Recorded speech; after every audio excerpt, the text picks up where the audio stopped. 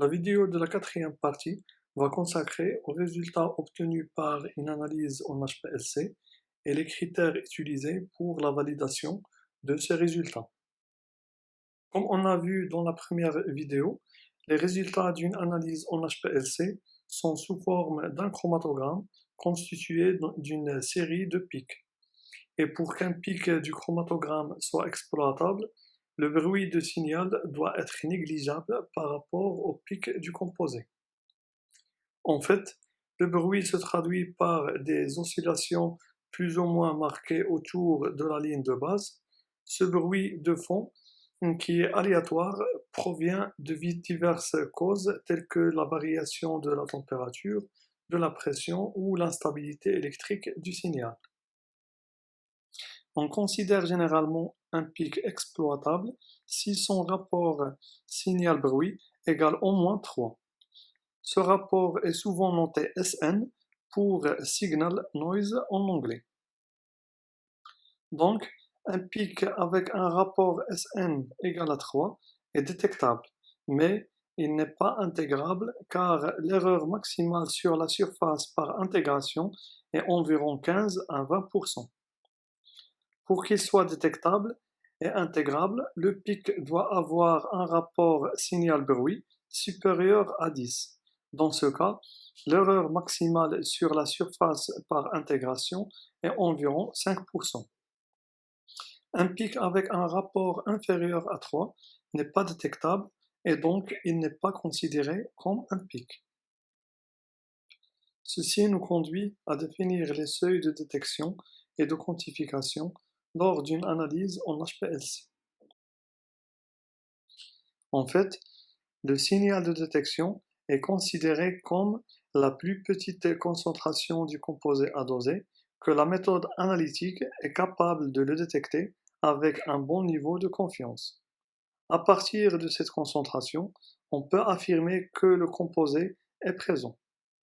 En revanche, en dessous de cette concentration, le signal est trop proche du bruit de fond analytique. Donc, il n'est pas possible de dire si le composé est présent. Le signal observé peut être lié uniquement au bruit. Ce seuil est le résultat de l'ensemble des dispositifs de chromatographie et pas simplement des performances du détecteur. Pour le seuil de quantification, il est considéré comme la plus petite concentration du composé à doser pour laquelle la méthode analytique est capable de donner une valeur quantifiée avec une bonne précision, c'est-à-dire une faible incertitude. En dessous de cette concentration, c'est-à-dire entre le seuil de détection et le seuil de quantification, le composé peut être détecté mais mal quantifié. On peut estimer malgré tout une concentration, mais l'incertitude sur la valeur quantifiée sera très importante et le niveau de confiance est faible. La courbe de variation de la réponse du détecteur en fonction de la concentration de solidité est caractérisée par le domaine de linéarité. Le domaine de linéarité d'une méthode analytique en HPLC se réfère au domaine de concentration qu'on peut déterminer à l'aide de la courbe d'étalonnage linéaire. La limite inférieure de ce domaine correspond au seuil de quantification et la limite supérieure de ce domaine se définit habituellement comme la concentration à partir de laquelle le signal ou la réponse du détecteur s'écarte de la relation linéaire d'une concentration spécifiée. Il est préférable qu'une courbe d'étalonnage soit linéaire à cause de sa simplicité mathématique et parce qu'elle permet de détecter une réponse anormale. Une courbe d'étalonnage avec un grand domaine linéaire est souhaitable car cela permet de déterminer un grand domaine de concentration sans dilution des échantillons et qui peut être une source d'erreur. À partir de cette courbe, on peut également déterminer la sensibilité du détecteur. En fait, le terme de sensibilité est souvent utilisé lors d'une méthode analytique en HPLC et sa définition correspond à la variation de réponse du détecteur par variation de la concentration en soluté. Autrement dit, la sensibilité correspond à la pente de la courbe de variation de la réponse en fonction de la concentration de soluté. Donc, un détecteur avec une grande sensibilité donne une courbe de réponse avec une pente élevée. On décrit par la suite dans cette vidéo les trois méthodes de quantification les plus utilisées en HPLC: l'étalonnage externe et interne, ainsi que la méthode des ajouts dosés. Comme vu précédemment, la surface d'un pic est proportionnelle à la quantité injectée de soluté correspondant. On doit au préalable s'assurer que cette condition indispensable est bien remplie et qu'on est dans le domaine de linéarité de la courbe de réponse du détecteur. Sinon, il faut impérativement se placer dans cette zone de réponse linéaire. Donc, l'analyse quantitative en HPLC se repose sur la relation entre la concentration en soluté et l'aire du pic du soluté. Cette relation est donnée par l'équation R de pic égale la masse du composé injecté multiplié par K, le facteur de réponse du composé.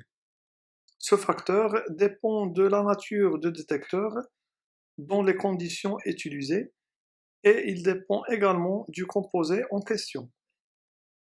Dans la pratique, on injecte les composés en solution et on préfère utiliser les concentrations plutôt que les masses. Il y a une proportionnalité entre la masse injectée et la concentration du soluté, à condition de toujours injecter le même volume de solution. On écrira donc l'aire de pic égale le facteur de réponse multiplié par la concentration en soluté.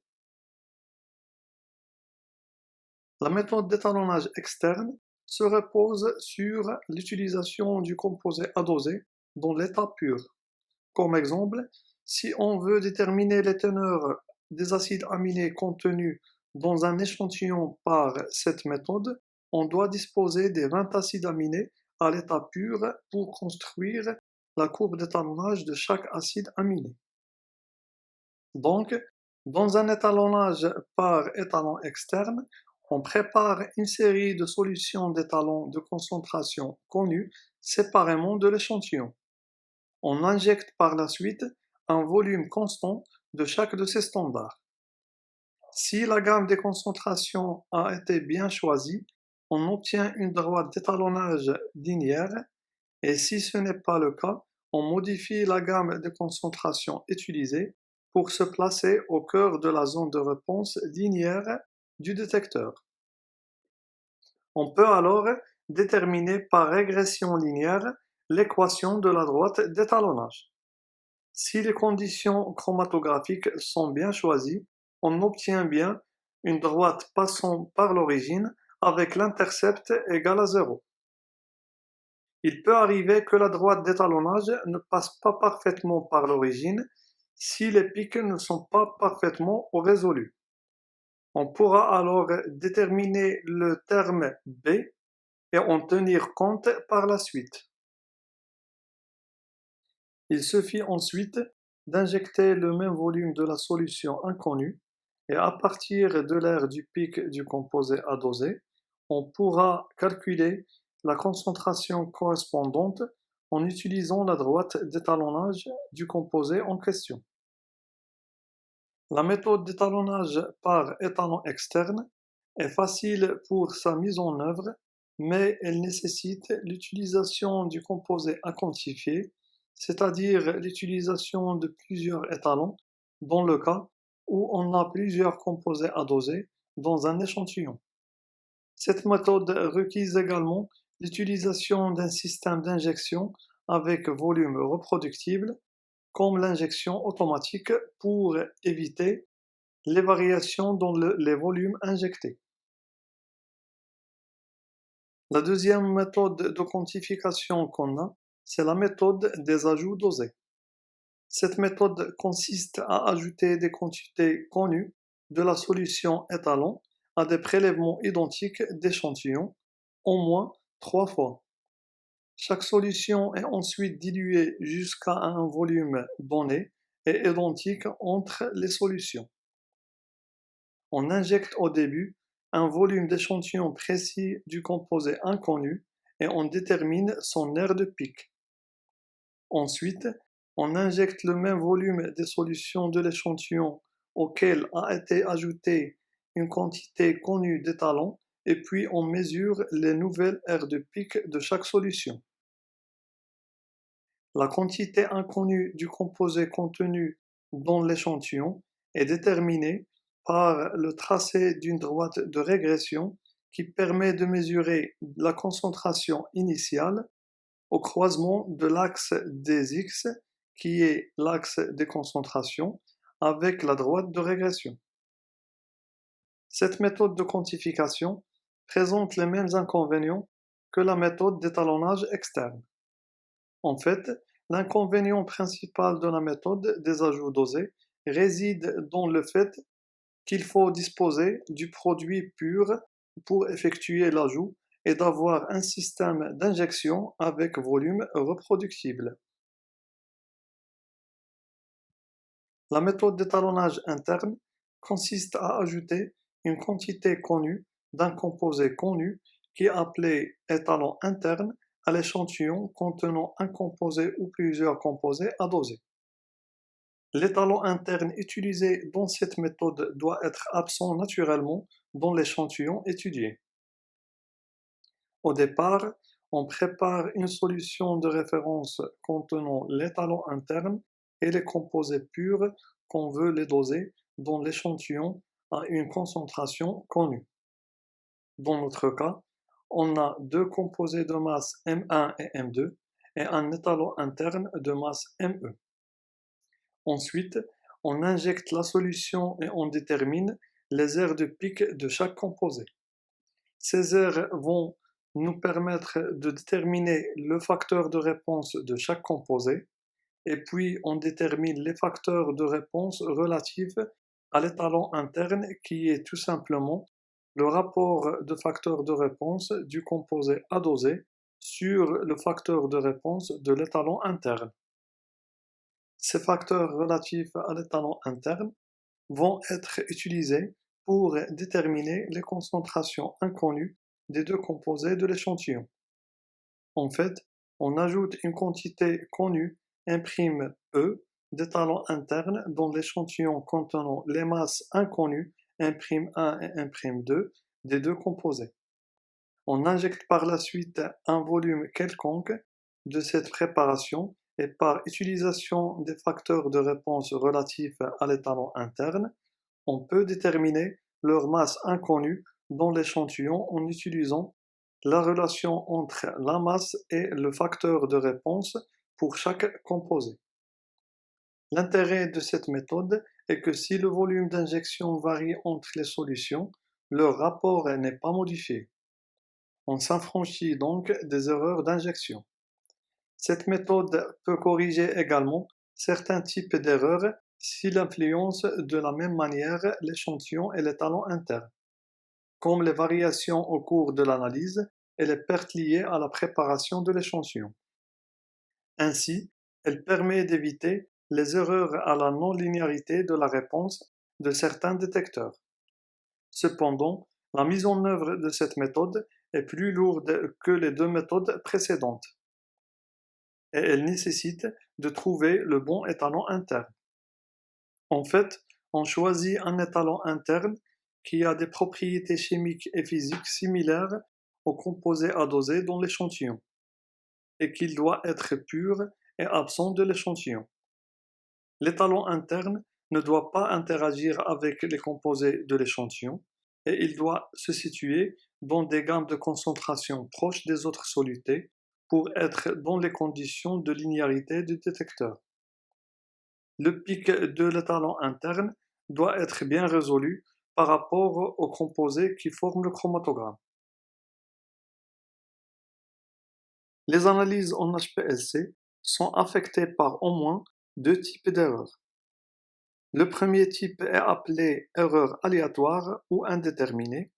Ce type d'erreurs ne peuvent jamais être éliminés et ce sont souvent la principale source d'imprécision dans une analyse en HPLC. En général, la plupart des sources d'erreurs aléatoires ne peuvent pas être vraiment identifiées. Même si l'on peut identifier des sources d'erreurs aléatoires, il est souvent impossible de les mesurer parce que la plupart sont tellement petites qu'elles ne peuvent pas être détectées individuellement.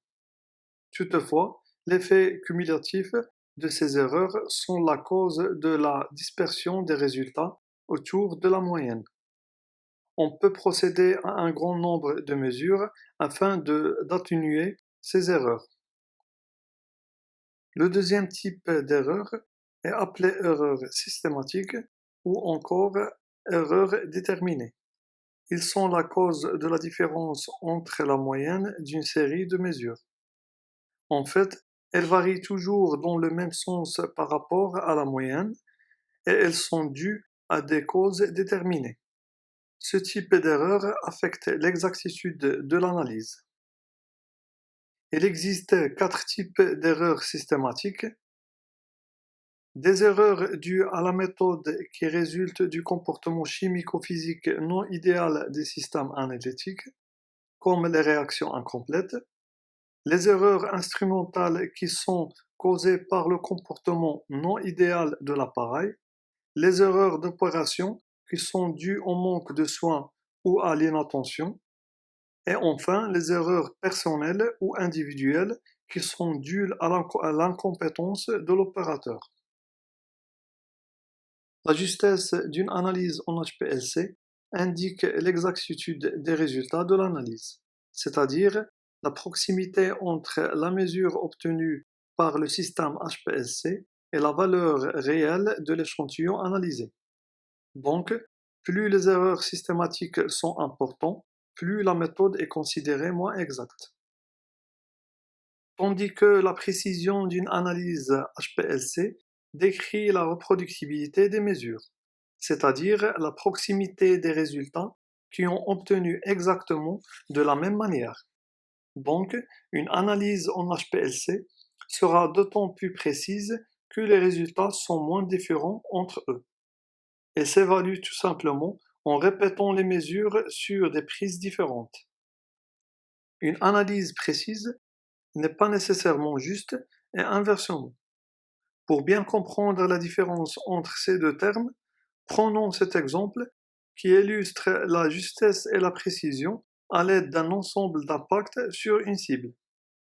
On peut avoir des résultats très précis avec une moyenne qui n'est pas juste et une moyenne exacte avec des données qui manquent de précision. L'idéal, c'est d'avoir une bonne moyenne de justesse avec une bonne précision.